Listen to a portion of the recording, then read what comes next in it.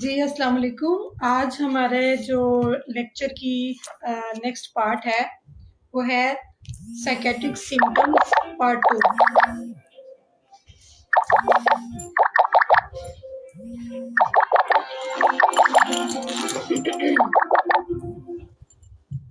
और इंशाल्लाह आज हम कोशिश करेंगे कि हम पार्ट 2 में अपने कुछ सिम्टम्स जो हैं वो क्लियर कर लें। तो हमने दो लेक्चर्स हमने इसके ऊपर पढ़ लिए हुए हैं, जिसमें हमने परसिक्यूटरी डिल्यूजन्स और डिसार्थिया यहाँ तक हमने पढ़ लिया हुआ है। ठीक है,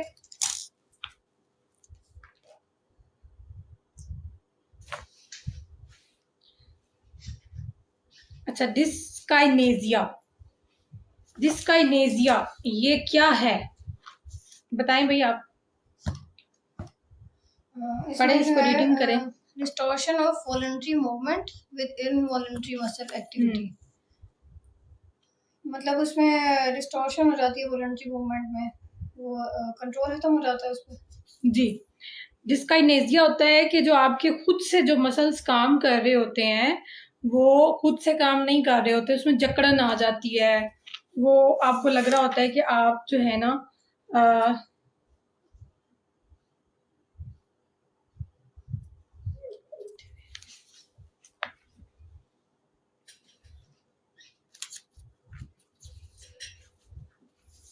तो कुछ मसल्स हमारे बॉडी में ऐसे हैं जिनको हम खुद हिलाते हैं, जैसे ये हमारे हाथ हैं, हमारे लिप्स हैं, हमारे पिट्ठों के जिस्म के कुछ ऐसे मसल्स हैं जो वॉलंटरी हम काम करते हैं। तो जब उनका काम खुद से वो ना कर पाए और वो रुकना शुरू हो जाए तो उसको डिस्काइनेजिया कहते हैं। ठीक है, डिस्फोरिया ये क्या चीज है? इसमें जो मतलब ये यूफोरिया के ऑपोजिट होता है, डिप्रेशन वगैरह और इस तरह की चीजें, सैडनेस हो जाती है इसमें। जी ठीक। डिस्फोरिया का मतलब है जो मूड है ना, condition in the person experiences intense feeling of depression, discontent, and in some cases indifference to the world around them। यानी कि डिस्कनेक्शन हो जाता है उनका आउटर वर्ल्ड से और वो अपने अंदर गुम हो जाते हैं और वो खुद भी गुम हो जाते हैं और उनका आउटर वर्ल्ड भी उनसे गुम हो जाता है, कहीं ना कहीं वो गुम हो जाते हैं। तो डिस्फोरिया ये कहते हैं, डिस्फोरिक मूड गिना जाता है, ऐसा मूड जिसमें आप कनेक्ट नहीं रहते आउटर वर्ल्ड से भी और खुद से भी। ठीक, डिसोमनियाज ये क्या है, इसकी रीडिंग करें। प्राइमरी डिसऑर्डर ऑफ स्लीप और wakefulness characterized by insomnia or hypersomnia as the major presenting symptoms. Dysomnias are disorders of the amount, quality, or timing of sleep. Compare with parasomnias. Sleep disorder है।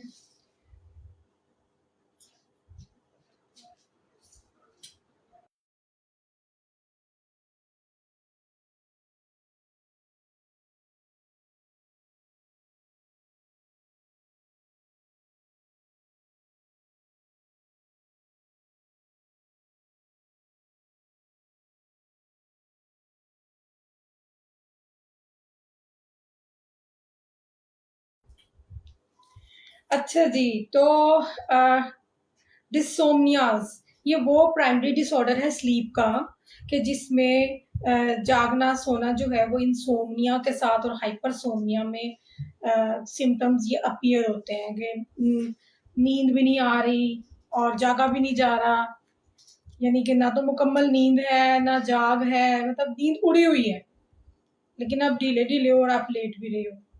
तो insomnia और hypersomnia के disorder में ये दिखा जाता है। Dyssomnias are disorders of amount, quality and timing of sleep compare with parasomnias. यानी कि स्लीप की जाहिर है उसकी टाइमिंग्स, क्वालिटी और अमाउंट, कितनी नींद आ रही है, सब डिस्टर्ब है। डिस्थाइमिया ये क्या होता है? प्रेजेंस वाइल डिप्रेस्ड और टू और मोर ऑफ द फॉलोइंग।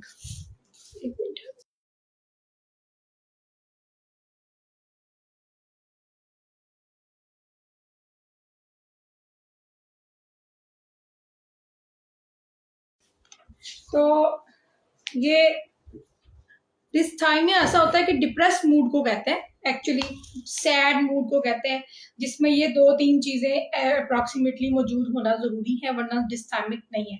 एक तो पुअर एपिटाइट है, भूख नहीं लग रही या बहुत ज्यादा खा रहे हैं बेतहाशा, और साथ में बहुत ज्यादा नींद आ रही है या बिल्कुल नींद उड़ गई हुई है, लो एनर्जी है और थकावट है, लो सेल्फ स्टीम है, अपने आप को कुछ भी वो महसूस नहीं कर रहे हैं, अपने आप की सेल्फ वर्थ आपकी खत्म हो गई हुई है, आपको लगता है कि मैं किसी काम का नहीं हूँ, ठीक। और पुअर कंसंट्रेशन है, कोई काम भी कंसंट्रेशन से नहीं हो रहा, जैसे ही किसी काम को करने की कोशिश कर रहे हैं साथ ही 10 ख्यालात आ रहे हैं, बार बार आपको जो है ना वो लग रहा है कि आप डाइवर्ट हो रहे हो, तवज्जो आपकी नहीं आ रही उस काम की तरफ, ठीक है। और फिर उसके बाद इसमें और क्या चीज जरूरी है, फीलिंग ऑफ होपलेसनेस, नाउमीदी होगी हुई है, ठीक है। तो ये जब तमाम चीजें मौजूद होंगी तो हम डिस्थाइमिया बोलते हैं, वरना हम डिस्थाइमिया नहीं कहते। Dystonia, dystonia disorder tonicity of muscles, आपके मसल्स की बेरब्त किस्म की हरकत, डिस्टोनिया। कुछ और कर रहा है, कुछ और कर रहा है, हाँ, यानी उसका मैच नहीं कर रहा आपस में, आपकी बाजू टांगों की जो मसल्स हैं वो एक रिदम में काम नहीं कर रहे, बल्कि डिसऑर्डर हो रहा है, ठीक है। अच्छा, ओहो, कॉल आ रही थी बीच में जिसकी वजह से जो है ना वो प्रॉब्लम हो रही है। अच्छा, इकोलेलिया, इकोलेलिया इससे पहले है eccentricity, odd, unusual or bizarre behavior, appearance or speech having strange and unpredictable thoughts, saying unusual or inappropriate things, बेरब्त बातें, अजीब सा बिहेवियर, कुछ ना समझ आने वाली चीजें, ऑड यानी कि जो आम मौजूद नहीं है, इनअप्रोप्रिएट थिंग्स, ये ऐसा ब्रॉड पर्सनैलिटी ट्रेट है जो साइकोटिज्म में मौजूद होता है। साइकोटिज्म यानी कि आपके साइकोटिक डिसऑर्डर जो है उसमें ये मौजूद होता है। और इकोलेलिया, इकोलेलिया क्या चीज है, एक ही वर्ड का बार बार रिपीट करते जाना, पैरट लाइक उसमें, बिल्कुल, यानी कि आप तोता की तरह बोलते जा रहे हो, कुछ लफ्ज बोलते जा रहे हो, ये ज्यादातर भला किसमें मौजूद होता है, ये वाले सवाल मैंने पूछा करने हैं आपसे। ज्यादातर ये उसमें शिज़ोफ्रेनिया में, मतलब वो रिपीट करते हैं बार बार वर्ड्स। हाँ, और बिल्कुल सही पहुंची हो। और हो सकता है ये, मैनिक भी हो सकता है ये, नहीं, ये इकोलेलिया मौजूद होता है बच्चों के ऑटिज्म में, अच्छा, ADHD और ऑटिज्म में। ऑटिस्टिक बच्चे जो होते हैं ना वो इकोलेलिया करते हैं, नहीं जाना, नहीं जाना, नहीं जाना, नहीं जाना, नहीं जाना, आ जाओ, आ जाओ, आ जाओ, आ जाओ, आ जाओ, एक ही लफ्ज बोलते जाएंगे वो, ठीक है। और वो सेंसलेस रेपिटेशन होगी। Echopraxia, mimicking the movements of another, यानी कि आप किसी की मूवमेंट्स को मिमिक करें, ठीक है, नकलें उतारें। एक मिनट है,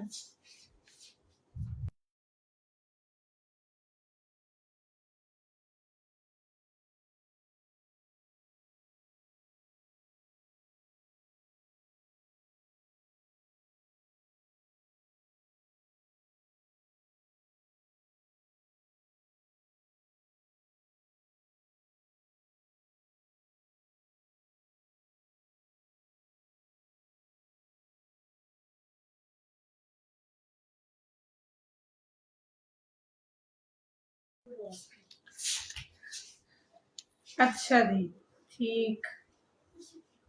इकोप्रेक्सिया वही है कि आप एक और मूवमेंट्स जो है ना, दूसरों की मूवमेंट्स की आप नकल उतारते हैं। अच्छा, होता ये है कि जैसे एक बहन भाई एक दूसरे की मूवमेंट्स की नकल नहीं उतारते, कि जैसे जैसे वो पानी पी रहा है, जैसे बैठ रहा है उसको नकल उतारते जाओ, ऐसे ऐसे ऐसे। लेकिन ये एक्सोप्रेक्सिया क्या यहाँ आता है, ये आता है साइकोटिक फीचर्स में, जब पेशेंट जो होता है ना उसके नफ्सियाती अमराज इतने बढ़ चुके होते हैं कि ना उसका खुद मूवमेंट उसे समझ नहीं आ रही होती, तो वो अपने साथ वाले जो जो कर रहे होते हैं ना वो उसी की कॉपी कर रहे होते हैं। अच्छा, emotional liability, instability of emotional experiences and mood, emotions that are easily aroused, intense or out of proportion to event and circumstances. Emotional liability is a facet of broad personality negative affectivity. ठीक है, emotional liability ऐसे ही है जैसे कि moods में stability नहीं है, mood आपका फ्लेक्सिबल नहीं है, मूड आपका फ्लक्चुएट कर रहा है, मतलब अभी स्टेबल है फिर एकदम ऊपर चला जाएगा। हाँ बिल्कुल बिल्कुल ठीक, कोई स्टेबल मूड नहीं है, कभी इंटेंस हो जाता है, कभी बिल्कुल डाउन चला जाता है। ठीक है, फ्लक्चुएशंस आती हैं उसमें। तो जब आपने पेशेंट में ये चीज महसूस करनी है तो आपने ये नहीं लिखना कि इमोशंस आर नॉट बैलेंस्ड, आपने लिखना है patient having a emotional liability. ठीक है, ये आपने इस तरह की टर्म्स, आपने ये आपको टर्म्स पढ़ाने का मकसद जो है वो ये कि जब आपने केस तैयार करना है तो आपने उसमें टर्म्स यूज करनी है। आपने ये नहीं लिखना कि patient is not showing a stable emotions, he has a unstable emotion. Emotional liability. ठीक है, एम्पैथी तो बहुत इंपॉर्टेंट चीज है। एम्पैथी तो सबको पता है, वो ये होती है कि आपकी एप्रिसिएशन ऑफ अदर, दूसरों को आप कंप्रीहेंड भी करें, अप्रिशिएट भी करें, दूसरों के इमोशंस मोटिवेशंस को वैलिडिटी दें, उनको समझें, उनके पर्सपेक्टिव को एम्ब्रेस करें। ठीक है, टॉलरेट करें और उस पे अपना बिहेवियर का अफेक्ट मत डालें। क्या बात है, यानी ये चीज हमारे दीन ने सिखाई है, ये चीज हमारे दीन ने सिखाई है, एम्पैथी। ठीक है, एम्पैथी है कि आप किसी दूसरे को समझो, उसके मोटिवेशन को, उसके एक्सपीरियंस को, उसकी तारीफ करो, कंप्रीहेंड करो, उसे मानो, उसे जो है ना उसके पर्सपेक्टिव को रिस्पेक्ट दो कि अच्छा ठीक है, तुम अगर इस तरह से सोचते हो तो तुम बेहतर सोचते हो, और अपना उसके ऊपर धौंस ना जमाओ, जज ना करो। Understanding the effect of own behaviour on others. ठीक है, एपिसोडिक, ये लफ्ज भी हमारे साइकेट्रिक में बहुत अच्छा इस्तेमाल होता है कि एपिसोडिक मैनिक डिसऑर्डर, यानी कि एपिसोड्स आती हैं सीजनल अफेक्टिव डिसऑर्डर में, जैसे कि एपिसोड आती है, एपिसोडिक एंगर आया है। ठीक है, एपिसोडिक सैडनेस आई है, एक ऐसा स्पेसिफिक टाइम जो पेशेंट डेवलप कर लेता है, कुछ सिम्टम्स महसूस करता है डायग्नोस्टिक क्राइटेरिया के मुताबिक, और ये डिपेंड करता है एपिसोड के denote a certain number of symptoms, severity or frequency of symptoms. Episodes may be further differentiate in as a single episode. ये भी हो सकता है कि ज्यादा एपिसोड्स आए, ये भी हो सकता है कि थोड़ी एपिसोड्स आए, ये भी हो सकता है रिकरेंट बार बार आ रही हो, ये भी हो सकता है कि उस डिसऑर्डर का रिलैप्स है। रिलैप्स समझते हो ना, रिलैप्स समझते हो ना आप?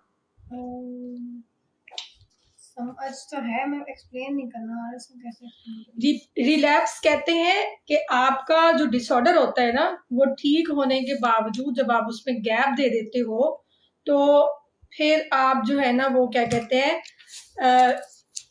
इलाज कंटिन्यू नहीं कराते, या फिर आप अपने आप को जो है ना वो हालात के रहमो करम पे छोड़ देते हो, तो फिर एट लास्ट आपके जो सिम्टम्स होते हैं वो दोबारा वापिस आ जाते हैं।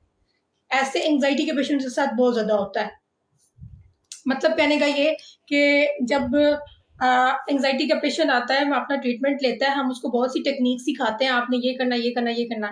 अब 1 हफ्ते का 2 हफ्ते का सेशन ले लिया, तीसरे हफ्ते का ले लिया, अब उसके अंदर 60% इम्प्रूवमेंट आ गई। ठीक, जब 60% इम्प्रूवमेंट आ गई तो उसने क्या सोचा, उसने सोचा कि अब मेरे अंदर काफी तब्दीली आ गई, अब मैं क्या मतलब चक्कर लगाऊं और फिर मैं पूरा 1 घंटा जो है ना वो सेशन लेके आऊं, मेरा ख्याल है मैं ठीक हो गया हूँ, तो मैं अब इस हफ्ते नहीं जाता, छुट्टी कर लेता हूँ। वैसे भी जो है ना वो क्या कहते हैं, मेरी ये मसरूफियत है, मेरी वो मसरूफियत है, मोटिवेशन, लो मोटिवेशन की वजह से पेशेंट्स इस तरह के फैसले करते हैं। एट लास्ट क्या होता है कि 1 हफ्ता जब उसने गैप दे दिया और फिर अगले हफ्ते हम उसको रिव्यू, हमारे हमारे हमारे एरिया में हम क्यों पेशेंट्स को फॉलो अप देते हैं, हम रिमाइंडर्स देते हैं, फॉलो अप देते हैं, हम इसलिए देते हैं ताकि हमारी की हुई मेहनत जो है उसके 2 हफ्ते गैप के बाद वो रिलैप्स होकर आ जाएगा। ठीक है, होता भी ऐसे ही है। अच्छा, अब 6 सेशन ले लिए, वो बेहतर हो गया, वहां पे पेशेंट को वहां पे रखना, उसको मजबूती से उस साबित कदम रखना इंतहाई मुश्किल काम है, जब तक पेशेंट खुद नहीं चाहता। तो अगर तो वो नहीं आ रहा 6 सेशन के बाद, ठीक है, तो उसने कहा कि मेरे अंदर तो काफी तब्दीली आ गई है, अब तो मुझे ना मेरा ये नहीं होता, मुझे ये भी नहीं होता, मुझे ये भी नहीं होता, हाँ बस ओवर थिंकिंग है, हाँ बस मुझे ये हो रहा है, ये भी ठीक हो जाएगा। तो पाकिस्तानी मुआशरा ये काम करता है कि वो दवाई के साथ जल्दी से अफेक्ट हो जाए, वरना हम अपनी कोशिश खुद नहीं करते। फिर जब वो घर बैठ जाता है, दूसरा हफ्ता भी गुजर जाता है, अब वो तीसरे हफ्ते दोबारी मसले शुरू हो जाते हैं। अब क्या होता है, घर में कोई झगड़ा हो गया या फिर ऑफिस में कोई मसला आ गया, अब उसके अंदर तो वो पावर क्रिएट, अभी हमने सिम्टम्स को डाउन किया होता है, अभी हमने उसके अंदर कोपिंग स्ट्रेटजीज हमने उसे सिखानी है, अभी हमने उसको ट्रिगर्स को कंट्रोल करना सिखाना है। तो क्या होता है कि पेशेंट जो है ना वो एकदम रिलैप्स कर जाता है। अब वो रोता हुआ फिर आएगा तीसरे हफ्ते या फिर चौथे हफ्ते आएगा जरूर, वो आएगा फिर से, ठीक है, और वो कहेगा कि मेरे अंदर तो अब ये हो गया, मुझे तो अब नहीं समझ आ रही, मुझे फिर से ठीक करो, मुझे फिर से सारा कुछ करो। तो इसको कहते हैं रिलैप्स। ठीक है, ये बहुत इंपॉर्टेंट टर्म है, इसको आपने याद रखना है। उसके बाद है यूफोरिया। ठीक है, यूफोरिया किसे कहते हैं? और इसमें हैप्पीनेस की फीलिंग्स होती हैं, एक्साइटमेंट की, जॉय की। डिस्फोरिया का अपोजिट। बिल्कुल, यूफोरिया है हाइपर एक्टिविटी, ज्यादा बातें करना, ज्यादा एक्साइटेड हो जाना, इर्द गिर्द के माहौल को ना देखना। ठीक है, मैनिक पेशेंट्स में मतलब ये बाइपोलर मेनिया में होता है, बाइपोलर में होता है। बाइपोलर की एपिसोड चलती हैं, एक एपिसोड होती है जो डाउन होती है और एक एपिसोड होती है जो अप होती है। हाइपर एक्टिविटी की जो एपिसोड होती है उसमें पेशेंट की पिक्चर साफ क्लियर नजर आ रही होती है कि ये मैनिक फॉर्म में गया हुआ है, मतलब कि वो अपनी सुनाया जा रहा है, किसी की नहीं सुन रहा, काम ज्यादा कर रहा है, एनर्जी उसके अंदर ज्यादा आई हुई है और इमोशंस उसके जो है ना वो बहुत हाई हुए हैं और जो है ना वो रिएक्टिविटी स्टिमुलस के लिए भी ज्यादा हो रही है। और डिस्फोरिक जो होती है वो इससे उल्टा है, वो ये दोनों एपिसोड्स आती बाइपोलर में। फैटिगेबिलिटी टेंडेंसी टू बिकम इजीली फैटिग्ड। ये एंजाइटी की पेशेंट। अच्छा, ये आजकल तो हर दूसरे बंदे में मौजूद है, जल्दी से हम थक जाते हैं, हम जल्दी से थक गए। अच्छा, इसका ताल्लुक सीधा नफ्सियाती अमराज के साथ है। ऐसा नहीं है कि हमने खाना नहीं सही खाया या हमने, फिर वही बात है कि अगर आपको कम खाने की आदत है ना तो तब भी आप उतने एनर्जेटिक रहोगे, और अगर आपको बहुत ज्यादा खाने की आदत है ना तब भी आप एनर्जेटिक रहोगे, अगर आपका ये ठीक है।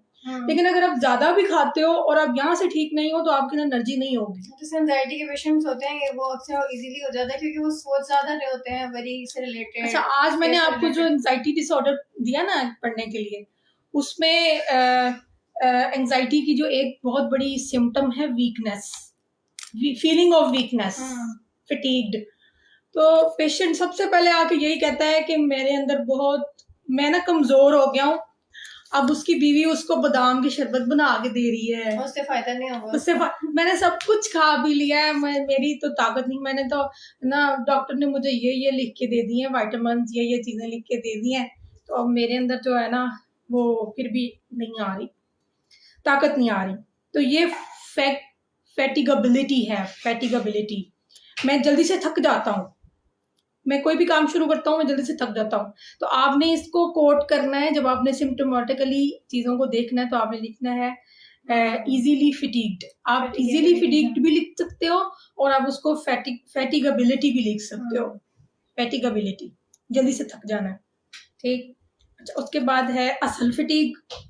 ये असल फटीग ऐसी चीज है जिसमें बंदा एग्जॉस्ट हो जाता है, थक जाता है, लेथार्जिक हो जाता है, और ये ज्यादातर वीकनेस जो होती है डिप्लीशन ऑफ वंस फिजिकल और मेंटल रिसोर्सेज, दो तरह से ये महसूस होती है। लेकिन जनरल स्टेट ऑफ लेथार्जी जो है वो specifically work induced burning sensation with in one's muscle. किसी का मसल इतना ज्यादा काम करे कि मसल्स के अंदर जो है वो बर्निंग सेंसेशन आना शुरू हो जाए और वो थक जाए। और जो फिजिकल फिटीग है ये नॉर्मल लेवल की एक्टिविटी है, ऐसा कोई बात नहीं है, एक इंसान आखिर थकता है, ठीक है। लेकिन Widespread in every day, this state usually becomes particularly noticeable during heavy exercise.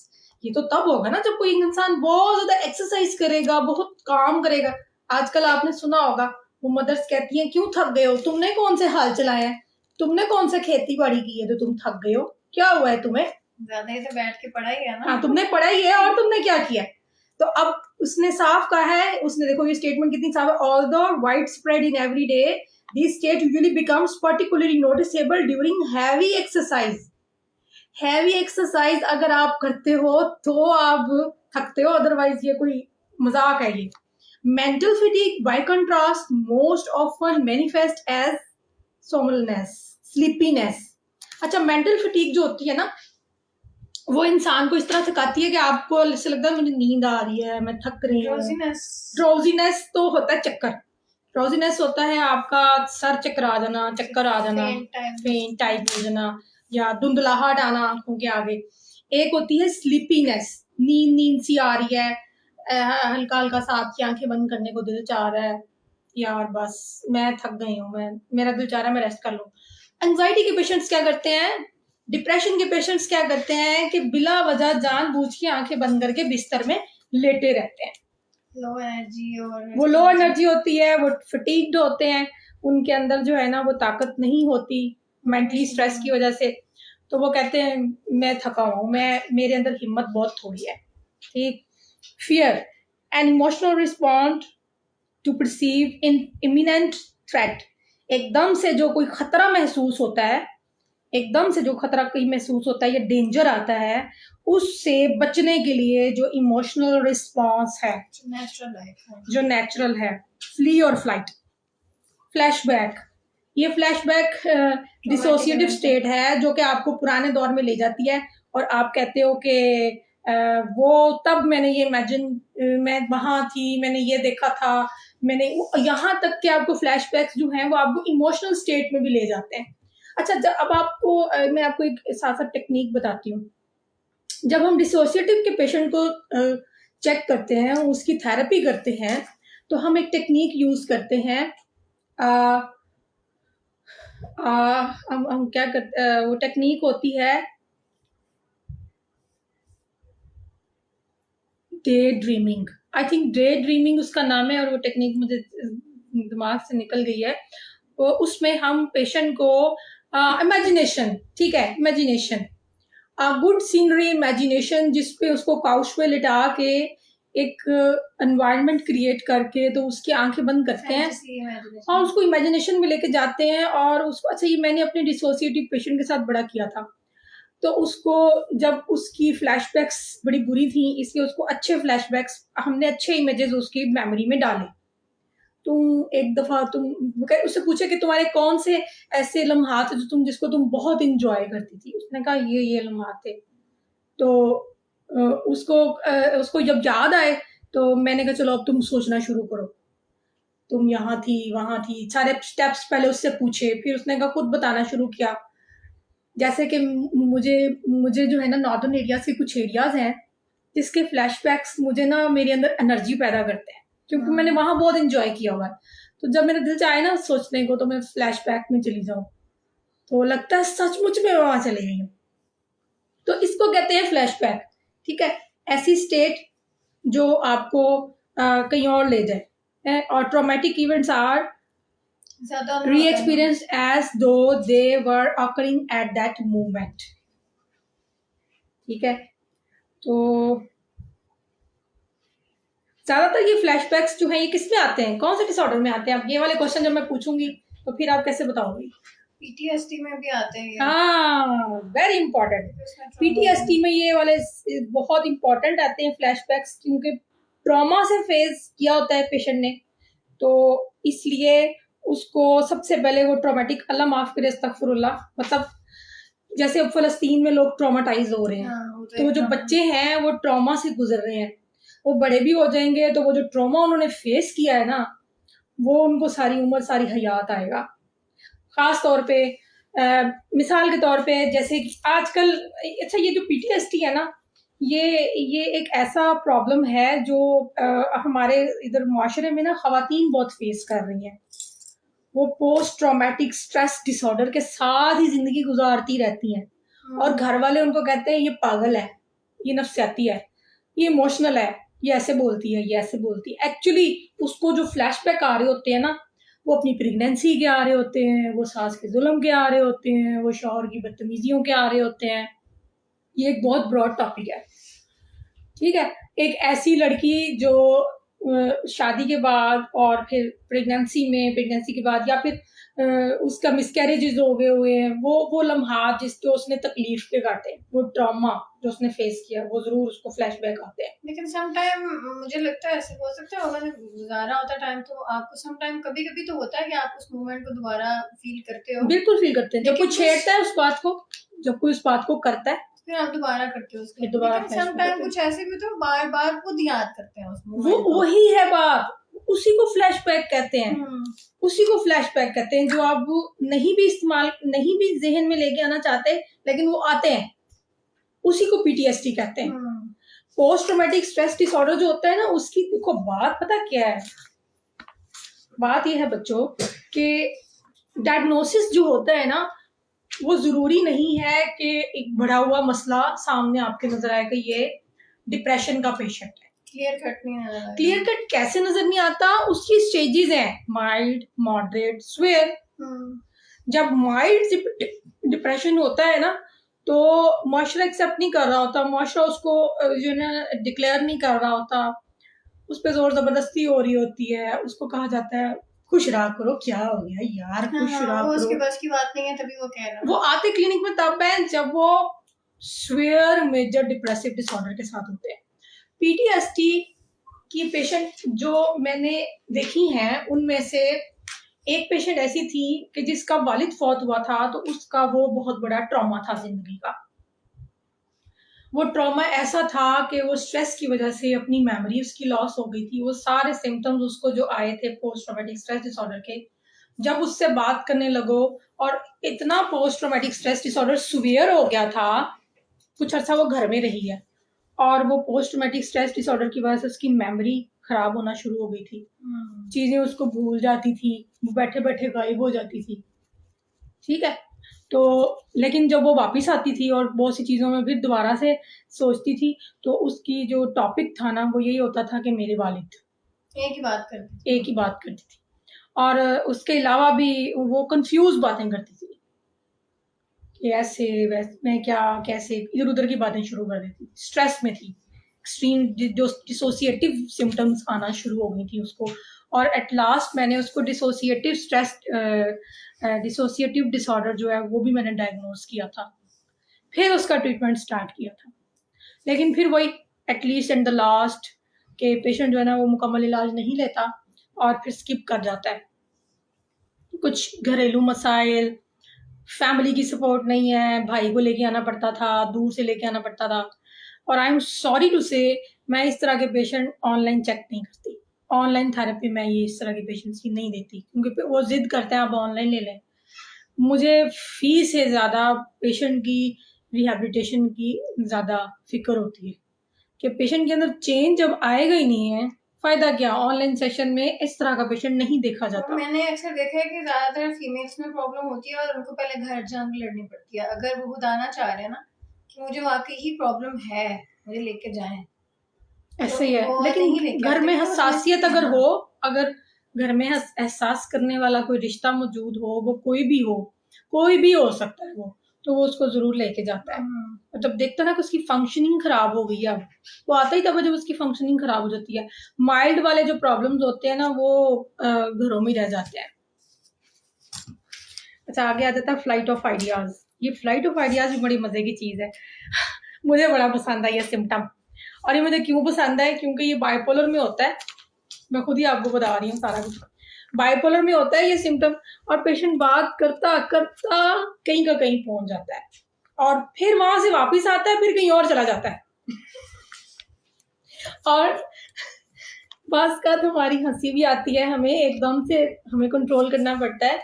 लेकिन होता यह है कि फ्लाइट ऑफ इतने तेजी से आइडियाज आ रहे होते हैं, nearly continuous flow of accelerated speech with abrupt changes from topic to topic, jumping from, इसको ये भी कहते हैं jumping from one topic to another. जो मैंने आपको असाइनमेंट दी ना कि पहले इंग्लिश में लिखो फिर उर्दू में लिखो, इस टर्मिनोलॉजी भी लिखो। टर्मिनोलॉजी ये है फ्लाइट ऑफ आइडियाज, और इसकी इंग्लिश है jumping from one topic to another. ठीक है, ये हम ले मैन में इसकी लिखते हैं। और उर्दू में हम लिखते हैं कोई एक मौजू पे बात नहीं, पेशेंट एक मौजू से हट जाए, बार बार मौजू से हटता है। ठीक है, जो घर वाले कहते हैं, घर वाले आपको ये नहीं कहेंगे कि डॉक्टर साहिबा मैडम ये ना फ्लाइट ऑफ आइडियाज है, वो ये नहीं कहेंगे। वो आके कहेंगे कि मैडम ये बात करते कहीं कहीं चला जाता है, बात करती फिर बात बदल लेता है। तो आपने उसकी चीज़ों को ट्रांसलेट करना है फौरन। मतलब कहने का ये कि घर वाले और मरीज बता रहे होते हैं सादी जुबान में, और आपके कानों में से फिल्टर होके तो वो पेंसिल के जरिए वो सिम्टम्स चेंज होने हैं। जेंडर, ठीक है, ये तो पता ही आपको biological. Gender assignments, initial assignments as female occur at birth. Natal gender, ये भी वही। जेंडर डिस्फोरिया ये है distress and accompany the incongruence between one's experienced and expressed gender and one's assigned or natal gender। अच्छा, ये वो distress है, ये वो परेशानी है जिसमें पेशेंट जो है वो डिस्फोरिया का शिकार होता है। उसे समझ नहीं आ रही होती कि मैं फीमेल हूँ या मेल हूँ। जैसे वो कल पढ़ा था उसकी वजह से ये डिसऑर्डर ऑफ सेक्स डेवलपमेंट। हाँ, तो incongruence between one's experienced and expressed. Confuse है वो कि मैं क्या कि मैं हूँ, मेरा जिस्म ये है लेकिन मेरा दिमाग और है, मेरे सोचे और है, मेरी पसंद नापसंद। उसमें बहुत फैक्टर शामिल होते हैं, कुछ जादू की बात नहीं है ये। कुछ फैक्टर्स होते हैं, कुछ बायोलॉजिकल फैक्टर्स होते हैं, और कुछ आपके एनवायरमेंटल फैक्टर जो आपको प्लस कर देते हैं। जैसे 4 बहनों का भाई, कुछ चीजें आ जाती हैं। घर वालों की डिमांड्स जो चाहते हैं कि हमारा बेटा नजर आए, बेटी ना नजर आए, बेटे को बेटी बना देते हैं। तो ये gender expressions, the specific way in which individuals intact gender role provided in this society. अच्छा, ये वो स्पेसिफिक वे है जब लोग जो हैं अपना सही से रोल निभाते हैं। मैं आपसे क्वेश्चन अगर करती हूँ कि एक औरत है, एक लड़की है, लेकिन वो ओनर है किसी बहुत बड़ी कंपनी की, तो उसको औरत बन के रहना चाहिए या फिर अपना रोल बदल के मर्द बन जाना चाहिए? वहाँ पे वैसे तो उसको बनना पड़ता है, मर्द बनना पड़ता है, तभी तो वो फिर सर्वाइव करती है वहाँ पे। तो क्या औरत बन के वो सर्वाइव नहीं कर सकती? औरत बन के भी कर सकती है। औरत में इतनी क्वालिटीज हैं, अल्लाह ताला ने उसको ऐसी चीजें भी दी हैं कि वो उस अपने उसमें रह के भी कर सकती है। ये तो वो वाली बात हो गई कि एक है बर्फ तोड़ने वाला सुआ और एक है छुरी। तो मैं कहूँ कि छुरी को सुआ बना दो और सुए को छुरी बना दो, दोनों का तो वो अपना रोल नहीं प्ले कर फर्क है। हाँ, तो अब इसकी है जेंडर एक्सप्रेशन कि हमें औरत होके पास का मर्द वाला एक्सप्रेशन यूज करना है, बॉस बन के। वहां पे बॉस बन के उनके, क्योंकि जो मर्द बॉस है वो औरत बॉस नहीं हो सकती, और जो औरत माँ है वो मर्द माँ नहीं हो सकता। तो अल्लाह ताला ने जो जेंडर रोल्स अल्लाह ने खुद ऊपर से बना के भेजे हैं ना, उसमें कोई डिस्क्रिपेंसी नहीं है, उसमें कोई नाइंसाफी भी नहीं है कि जी मर्द को और औरत को इसलिए ये वाली चीजें दी हैं, तो शायद औरत घर में है तो वो लोग, इसीलिए तो औरत ज्यादा बाहर निकल रही है। उसको लगता है कि मैं बाहर निकलूंगी तो मुझे वैल्यू है, मैं घर में मेरी वैल्यू नहीं है। क्योंकि मर्द उसको वैल्यू नहीं कर रहा, घर के कामों की उसकी वैल्यू नहीं कर रहा, और उसकी वजह ये आसाइशें हैं जो इतने खाने के सामान और इतनी चीजें आना शुरू हो गई हुई हैं, पकी पकाई बनी बनाई इम्पोर्टेड चीजें ये वो, तो वो खाना पीना और घर के चीजों को मशीनरी, तो औरत इसलिए नहीं। लेकिन इसके बावजूद भी औरत तरबियत बच्चों की कर सकती है सही से, वालिद इमोशनल तरीके से नहीं कर सकते। और ये जिम्मेदारी शरीयत ने दी हुई है ना औरत को। हाँ, जिम्मेदारी भी दी हुई है, और औरत की साख्त ऐसी बनाई है। मैंने आपको इसलिए बोला छुरी का काम सुआ नहीं कर सकता, सुए का काम छुरी नहीं कर सकती। आप छुरी को काफी हद तक सुआ बना लोगे लेकिन वो रहेगी छुरी। और सुए से, नेल से, आप हथौड़ी से जो काम ले सकते हो वो आप छुरी से नहीं ले सकते। अल्लाह ताला ने दोनों को डिफरेंट बनाया है। लेकिन जब एक औरत बहुत बड़ी बॉस की सीट पे चली जाती है तो उसको फिर मर्दाना आवाज, मर्दाना दबंग और मर्दाना कपड़े और मर्दाना चीज अडॉप्ट क्यों करती है? फिर वो औरत रहे ना, वो क्यों फिर जो है ना वो इस चीज को समझती है कि मुझे मेरी अपीयरेंस भी औरत वाली, मर्द वाली होनी चाहिए।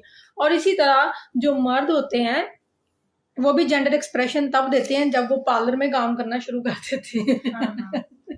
वो ऐसे हो जाता है। अच्छा, gender identity, a category of social identity that refers to an individual's identification as male, female और occasionally some category other than male और फीमेल। जेंडर आइडेंटिटी डिसऑर्डर भी है कि आइडेंटिटी ही भूल जाते हैं। एक तो ये से मिलता जुलता है एक्सप्रेशन से और आइडेंटिटी से। डिस्फोरिया और आइडेंटिटी एक ही चीज है तकरीबन, ठीक है। ये कैटेगरी है सोशल आइडेंटिटी डिसऑर्डर में जब लोग जो है ना उसकी आइडेंटिटी को कबूल नहीं करते, उसकी आइडेंटिटी को गुमा देते हैं कि वो मर्द है या औरत है, उसकी आइडेंटिटी को कबूल नहीं करते तो वो फिर खुद भी कंफ्यूज हो जाता है, ठीक है। और ये कैटेगरी वो होती है, अच्छा हाँ, इसमें ये इम्पोर्टेंट बात है जेंडर आइडेंटिटी कि ज़्यादातर ये कैटेगरी वो होती है जो मेल और फीमेल से अलग अदर होती है, जो हमारे इन बिटवीन नहीं होते, हमारे ट्रांसजेंडर्स होते हैं। अब तो लोग खुद ही ट्रांसजेंडर बनने लग पड़े हैं। ट्रांसजेंडर का मतलब ये है ना, हाँ, अब तो खुद ही बनने लगे क्योंकि उनको आइडेंटिटी नहीं समझ आ रही होती। वो कहते हैं हम सिर्फ ह्यूमन बीइंग है। वो वाली बात है कि जीता जागता इंसान होना चाहिए, चाहे वो मर्द हो औरत, कोई हमें नहीं जरूरत मर्द है या औरत है, हम इंसान है बस सिर्फ। ठीक है कि आप इंसान है, लेकिन जैसे अल्लाह मियां ने आपको पैदा किया आप उसी तरह जिंदगी से अच्छे से गुजारे। Gender reassignment, change of gender that can either medical or legal or both. In case of medical interventions, both referred as sex and reassignment. ये वही है कि जेंडर के अंदर जो चेंज लाया जाता है मेडिकल हॉर्मोन्स के जरिए और लीगल तरीके के जरिए, फीमेल मेल बन जाता है। हाँ जी, लेकिन वो पूरा ना फीमेल होता है ना मेल होता है। अपीयरेंस बनती है, चीजें उसकी थोड़ी बहुत बन जाती हैं, लेकिन जो अल्लाह ने चीज बनाई वो नहीं होती। ये कोई सब्जियां थोड़ी हैं जो पेवंदकारी करके तो एक नया पौधा बना ले। अंदर जंग चल जाती है फिर एक, बिल्कुल चल जाती। ज्योमेट्रिक हेलुसिनेशंस, ये ज्योमेट्रिक हेलुसिनेशन की टाइप है। इसमें ज्यादा ये होता है कि चीजों की जो शेप्स है ना वो हमें अजीब अजीब नजर आने लग पड़ती हैं, ठीक है। ग्रैंडियोसिटी, ये वही है जो हमने पहले भी उससे बारे में बात की थी। इस बारे में आप बताओ मुझे। अब मतलब उसमें वो ये कहते हैं ना कि मैं सबसे ज्यादा सुपीरियर हूँ, मैं डिफरेंट हूँ सबसे और मुझे ये इम्पोर्टेंस मिलनी चाहिए, ये सारी चीजें, ऐसा बिलीफ बन जाता है। मैं डिजर्व करता हूँ इम्पोर्टेंस, मैं अहमियत को डिजर्व करता हूँ कि मुझे जो है ना वो इज्जत मिले, ठीक है। और ये एंटागोनिज्म में ही आती है। अच्छा जी, ग्रीमेसिंग और inappropriate facial behaviour expressions unrelated to situation. Catatonia आगे लिखा हुआ ना, कैटाटोनिया ये है कि ग्रीमेस यानी कि बैठे बैठे कुछ ऐसा बनाना, एक्सप्रेशंस ऐसे करना जैसे कि उसको दिल में उसके कहीं पे इमेजिनेशन आई है बुरी चीज की तो कर, और बैठा जो है वो क्या कहते हैं जो है ना, इस तरह हमारे फाउंटेन हाउस के पेशेंट्स करते, सिजोफ्रेनिया के पेशेंट होते हैं ना, तो वो हाँ ईद मिलन पार्टी हो रही है या उनकी कोई अच्छी सी एक हमने मीटिंग सेट की है हमने, लेकिन वो ऐसे बैठे होते हैं ना तो कुछ ना कुछ वो शक्लें बना रहे होते हैं, या फिर बैठे बैठे वो ऐसे करेंगे जैसे स्मेल आ रही है, या मतलब कुछ ना कुछ वो करेंगे। तो इसको कहते हैं ग्रीमेस, यानी कि इतना और सा ऐसा फेशियल एक्सप्रेशन जो कि सिचुएशन से मैच नहीं करता। हेलुसिनेशन एक बहुत डिटेल है, ऐसी परसेप्शन, ऐसा एक्सपीरियंस कि जो क्लियरिटी के साथ नजर आता है और ऐसा लगता है जैसे कि एक्सटर्नल स्टिमुली है लेकिन मौजूद नहीं होता, अलूजन जो है इससे बिल्कुल फर्क है। It should be distinguish from illusion आंख से चीज छुपी होती है या लेकिन मौजूद होती है, जैसे सीढ़ियां ऐसे करके बना देते हैं कि ऐसा लगता है जैसे घूम के जा रही हैं लेकिन वो होती कुछ और है। जो ये है ये आंख के पर्दे पे होती है, हेलुसिनेशन जो होती है ये आपकी इदराक होती है, जो आंख के पर्दे पे मौजूद होती है, लेकिन रियलिटी में नहीं होती। while falling asleep, ठीक है, ये सारी हेलुसिनेशंस की टाइप हैं, ठीक है। अच्छा, इसमें ये बड़ी इंपॉर्टेंट चीजें हैं। Term hallucination is not ordinarily applied to the false perception that occur during dreaming while falling sleeping. Hypnagogic वो होता है जब अभी हम नींद में जा रहे होते हैं और झटका लगता है हमें, वो हेलुसिनेशन नहीं है। हाइप्नागोगिक सोते हुए और अवेकनिंग जागते हुए। हिप्नोपॉम्पिक जागते हुए जो हम एकदम से अब उठते हैं और मुझे लगता है जैसे झटका लगा जैसे हमको या फिर मैं, वो नहीं है इसके अंदर।